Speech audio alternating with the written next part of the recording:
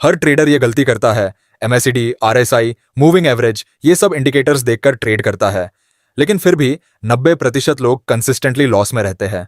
क्यों? क्योंकि ये सारे टूल्स पीछे चलते हैं, लेकिन प्राइस हमेशा सच बोलता है। अब सोचिए, अगर आपको सिर्फ चार्ट देखकर पता चल जाए कि मार्केट में स्मार्ट मनी पैसा कैसे घुमा रहे हैं, कहाँ फेक ब्रेकआउट होगा, कहाँ आपकी एसएल हंट की जाएगी और कहाँ पर असली मूव शुरू होने वाला है, तो ना सिर्फ आपका कॉन्फिडेंस बढ़ेगा, बल्कि आप इंडिकेटर्स के बिना भी ट्रेड कर पाओगे, बिल्कुल प्रो की तरह। इस वीडियो में मैं आपको वो 5 कोर कंसेप्ट्स सिखाने वाला हूं जो हर प्राइस एक्शन एक्सपर्ट जानता है, लेकिन शायद ही कोई आपको सही तरीके से समझाता हो। प्राइस एक्शन की नई सोच, स्ट्रक्चर से ट्रेंड रिवर्सल पकड़ना, ऑर्डर ब्लॉक्स और लिक्विडिटी की मैनिपुलेशन, कैंडलस्टिक पैटर्न्स की असली साइकोलॉजी और कैसे फेकआउट से बचकर रियल ब्रेकआउट पकड़ा जाता है। तो स्क्रीन से हटना मत, क्योंकि ये सिर्फ स्ट्रैटेजी नहीं, ये माइंडसेट बदलने वाला है। Let's decode the real language of the market, जिसे आप अपनी ट्रेडिंग सेटअप में शामिल करके 2 या 3 कंफर्मेशन से अपनी ट्रेड को और ज्यादा एक्यूरेट बना सकते हो।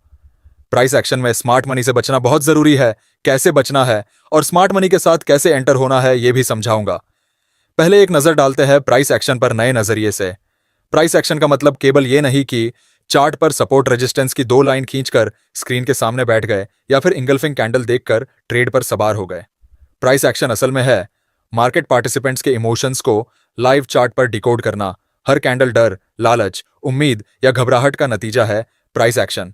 जब आप देख रहे होते हैं कि प्राइस लगातार एक ही लेवल को टेस्ट कर रहा है, तो इसका मतलब सिर्फ सपोर्ट नहीं होता, इसका मतलब होता है कि वहां बहुत सारे बायर्स बार बार कोशिश कर रहे हैं, लेकिन शायद स्मार्ट मनी उन्हें ट्रैप कर रही है। आप में से कई सारे ट्रेडर्स इंडिकेटर्स के भरोसे ट्रेड करते हैं, लेकिन आपको पता नहीं कि प्राइस एक्शन के बिना ये सारे इंडिकेटर्स लैग करते हैं।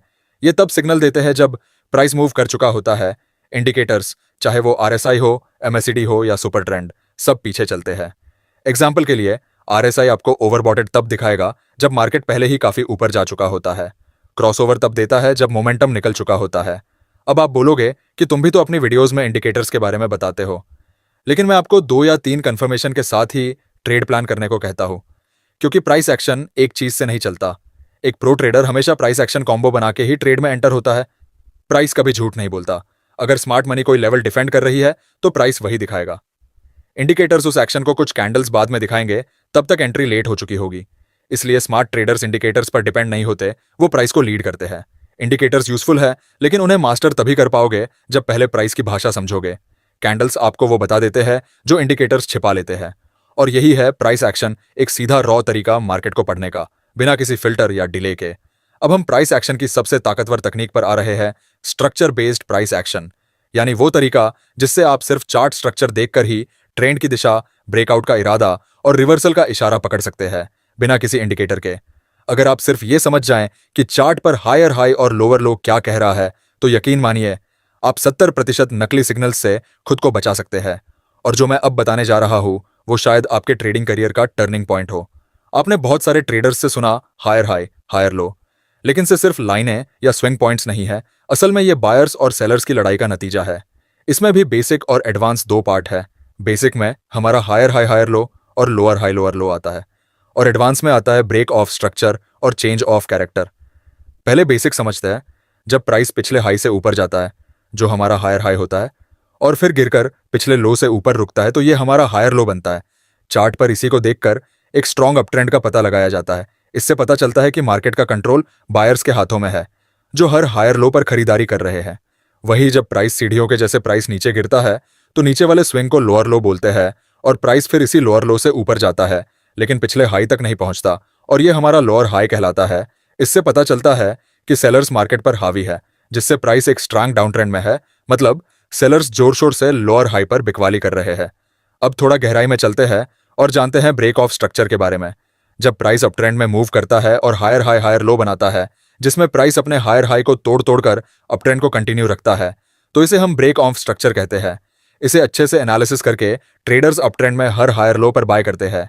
अब आता है चेंज ऑफ कैरेक्टर। अगर इसे आपने अच्छे से समझ लिया, तो समझो आप 80% चार्ट पढ़ना सीख गए।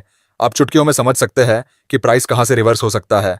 देखिए, जब प्राइस हायर हाई और हायर लो बनाता हुआ काफी ऊपर पहुंच चुका होता है, तो अब प्राइस इस बार हायर हाई और हायर लो नहीं बना पाता है, बल्कि लोअर हाई और लोअर लो बना देता है। यह होता है चेंज ऑफ कैरेक्टर, मतलब ट्रेंड अब बदल चुका है। अब ट्रेंड अब डाउन ट्रेंड में शिफ्ट हो गया है। चेंज ऑफ कैरेक्टर ये बताता है कि अब मार्केट का माइंडसेट बदल गया है।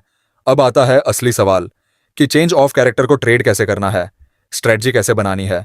चार्ट पे अप ट्रेंड चल रहा है, प्राइस हायर हाई और हायर लो बना रहा है, फिर अचानक हायर लो को तोड़कर प्राइस दोबारा बाउंस होता है जो पिछले हाई तक नहीं पहुंच पाता है और लोअर हाई बन जाता है।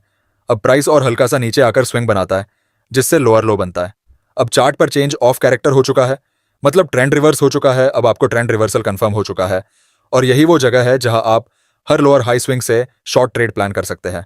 अब हम उस एडवांस जोन में घुसने जा रहे हैं जहां असली गेम खेला जाता है, institutional order flow, liquidity traps और ऑर्डर ब्लॉक्स की दुनिया। क्या आपने कभी सोचा है क्यों आपका स्टॉप लॉस हमेशा हिट होता है और फिर प्राइस सीधा आपकी डायरेक्शन में चला जाता है? क्या मार्केट सच में आपको हर बार हराना चाहती है या फिर कोई है जो आपको देखकर खेल रहा है? ये सब काम होता है स्मार्ट मनी का। स्मार्ट मनी लिक्विडिटी को ढूंढते नहीं, वो लिक्विडिटी बनाते हैं। स्मार्ट मनी के पास इतना पैसा होता है कि वो एक बटन दबाकर मार्केट हिला सकते हैं, लेकिन वो रैंडमली बाई सेल नहीं करते। उन्हें लिक्विडिटी चाहिए, यानी वो जगह जहां हम और आप जैसे रिटेल ट्रेडर्स के एसएल और पेंडिंग ऑर्डर्स छुपे होते हैं। एसएल के पीछे रिटेल के बल्क क्वांटिटीज में ऑर्डर्स छुपे होते हैं। स्मार्ट मनी पहले वहां प्राइस पहुंचाकर लिक्विडिटी अब्सॉर्ब करते हैं, फिर एक्चुअल मूव शुरू करते हैं। प्राइस कभी डायरेक्ट नहीं चलता, उसे पहले साफ करना पड़ता है, मतलब आपकी लिक्विडिटी को। अब बात आती है ऑन ऑर्डर ब्लॉक की। आप में से कई ट्रेडर्स को शायद सपोर्ट रेजिस्टेंस और ऑन ऑर्डर ब्लॉक में कोई फर्क नहीं लगता, लेकिन इन दोनों में काफी फर्क होता है। जहां सपोर्ट और रेजिस्टेंस सिर्फ विजुअल पास्ट रिएक्शन पर बने होते हैं, तो वहीं ऑर्डर ब्लॉक में लास्ट बुलिश या बेरिश कैंडल होती है जहां से मार्केट में शार्प मूव आया। ये कैंडल दिखाती है कि स्मार्ट मनी ने कहां से अपनी पोजीशन बिल्ड की थी।